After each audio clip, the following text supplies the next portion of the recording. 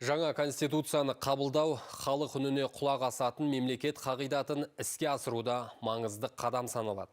Бұл пікір Алматыда өткен Аманат партиясы депутаттық фракциясының кеңейтілген отырысында айтылды.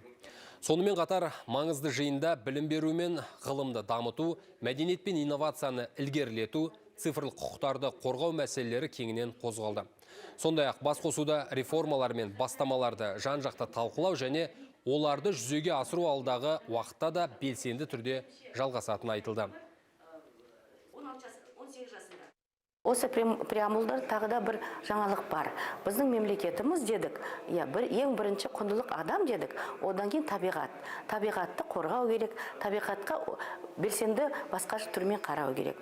Бұл деген неге туындайды? Бұл Қазақстанның өзі мықты жері бар, бірақ сол жерді сақтау керек деген ой бар. Сонымен қатар келелі кездесуде Аманат партиясының 2023-2027 жылдарға арналған сайлау алды бағдарламасын жүзеге асыруға бағытталған жол картасының орындалу барысы кеңінен сөз болды.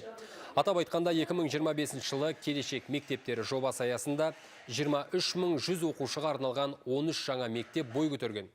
Бұдан бөлек 1596 орындық 7 балабақша пайдалануға беріліп, 3 креативті хаб пен 3 дене шынықтыру, сауықтыру кешені ел игілігіне ұсынылған. Жиын соңында заңгерлер ата заңның негізгі нормаларына құқықтық тұрғыдан жан-жақты түсіндірме берді. Қазақстан бойынша 90% қылмыстық істерде, әкімшілік істер бойынша мейрамда құқықтарын түсіндірмейді. Сіздің құқықтарыңыз, адвокатқа құқықтарыңыз және де ескі ата заңымызға сай, процессуалдық заңнамаларға сай, бұл бар, негізі процессуалдық заңнамаларда бар, бірақ конституциямызда жоқ еді.